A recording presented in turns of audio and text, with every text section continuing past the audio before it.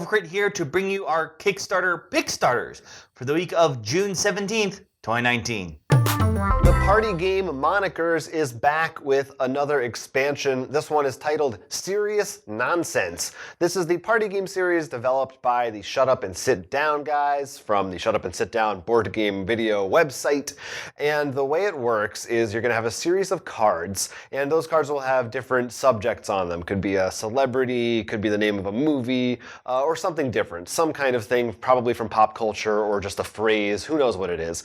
And you're going to be split into teams, and you're trying to get your team to guess what the card says without saying what it is. In the first round, you can say whatever you want to get them to guess. In the second round, you can only say one word, and in the final round, you have to act it out charade style. But you're using the same cards throughout each round as you go, so you have some idea of what to expect.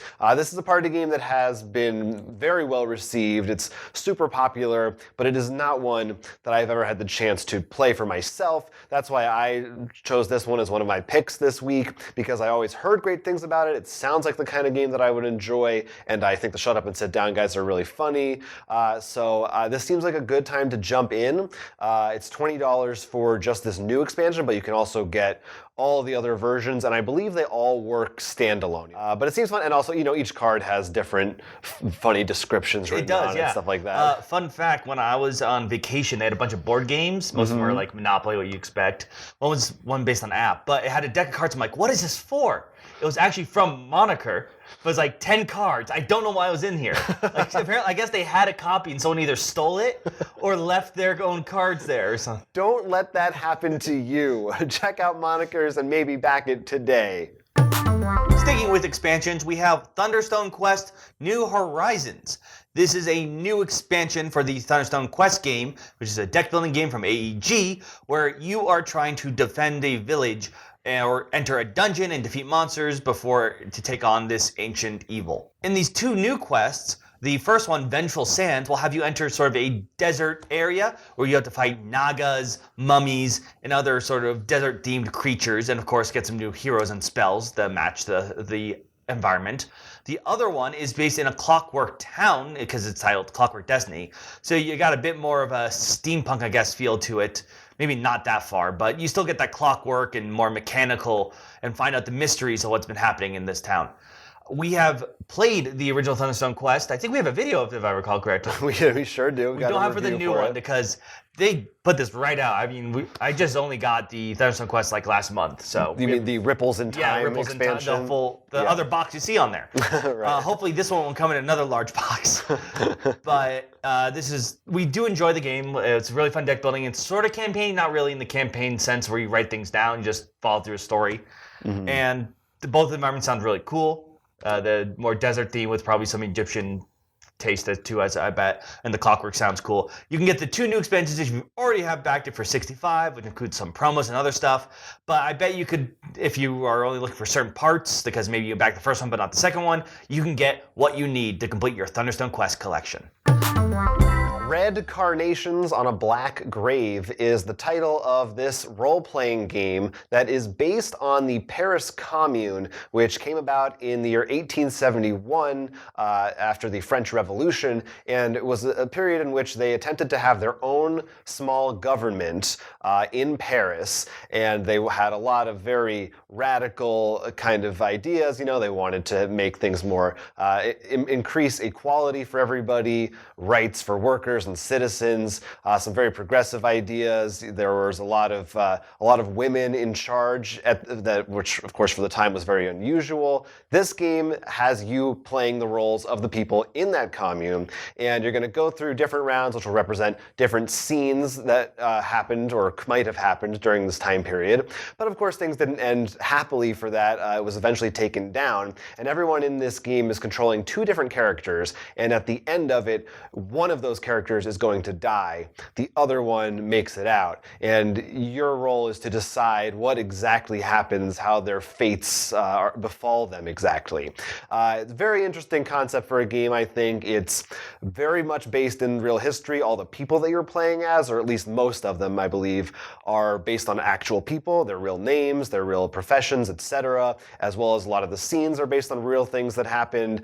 And it just seemed like such an interesting concept. I love the historical approach to it. I think it's cool to explore that. I've never heard of this before, so it definitely sounds interesting. Yeah, I don't know much about the actual history of it. If one of them is going to survive, can I just kill off the other one early on before I get attached to it?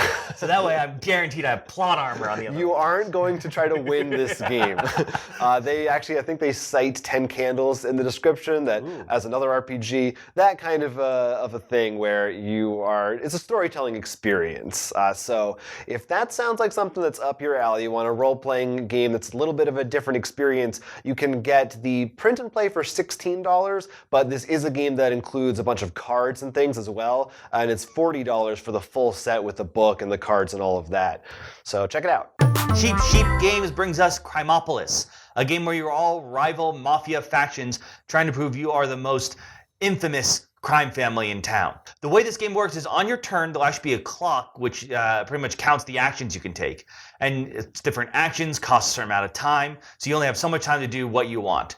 You can expand the city, you can try to take over certain territories or even kill other players, and you actually get points by killing other players. You actually take, you have a little graveyard set aside, you put tombstones in your area to show how many people you've killed. So it has this really much more, you can see how the board and the bodies just pile up. That was pretty much it. You pretty much keep going until someone hits 21 points. Then you all have one more round and see who has the most points. It was nothing too advanced and extreme, but I did think it was cool the way you explore the city with just flipping tiles. I thought that tomb thing was pretty cool because it's like you use the box and you go around the church to get points and stuff. And I really do love the clock idea by like you just have a lot of actions and that's how you keep track of it. I thought it was cool because on the back too it has like the list of all your actions, so it's sort of a nice reference sheet everyone passes around to know what to do on their turn. I assume this game takes place in America. I believe so. I just like that. I didn't notice if they mentioned. I just like because the company is based in New Zealand, so I just think it's kind of funny that they they're taking on the gangster. Everyone loves 1920s pulp. Yeah, it's universal. But as you said, it is not in USD. It's about $38 for the game. Into USD dollars, you'll have to see and convert it for yourself for wherever you are. In case you're not in the United States, I don't want to judge. No judgment here. So you can decide if you are the true crime family. Wrapping up this week, we've got another interesting indie RPG for you. It's called Bleak Spirit. And this one involves exploring a desolate, strange world filled with ancient ruins and creatures and monsters. They said some of their inspirations include video games such as Dark Souls and Hollow Knight to maybe give you an idea of the kind of setting that you're in. It's a little bit different from a traditional RPG in that there's not really a GM. There's one player plays as the world, and they kind of establish the setting. Another player is the wanderer, the character that's exploring this land by themselves, and anyone else in the game is the chorus. And the chorus, after a scene, writes down something about the lore or the world that they think is happening or as they interpret it. And after you play through a scene, the roles rotate. So you are going to be playing all three of them in a single game. So it's very collaborative. You're deciding what the story is, what's happening as a group, and that can change as you go. All I can think of is, because the way this works, I guess it depends who's at your table, is like when Twitch played Pokemon, so when now everyone's just pressing different buttons and you're like, the Wanderer's going left. No, he's going right. It's not like that. Yeah, it's another one that's much more of like about the experience, the storytelling than it is, No, it definitely sounds cool. Stats. Yeah. Once again, it's one of those things where we've learned, like, make sure you pick your table. I think you will know if you have the group for this or you don't. Yeah, it sounded really cool to me. I love the idea of the setting. I love these RPGs that do different things with the way the storytelling works. Take a look for yourself. Bleak Spirit goes for $15. That's the digital copy, or $30 if you want a physical book. those are our picks for this week. Another shout out to Sheep Boom Ba video we actually did a preview on. You can check that out. For a quick recap, it's just pretty much a fun game where you're trying to make sure your sheep don't blow up. Yeah, that's what it is. Other than that, let us know if there's any Kickstarters we missed that you think we should have mentioned. There was one big one we didn't mention, which is the Jurassic World miniatures game, because we both thought it looked really bad. Yeah.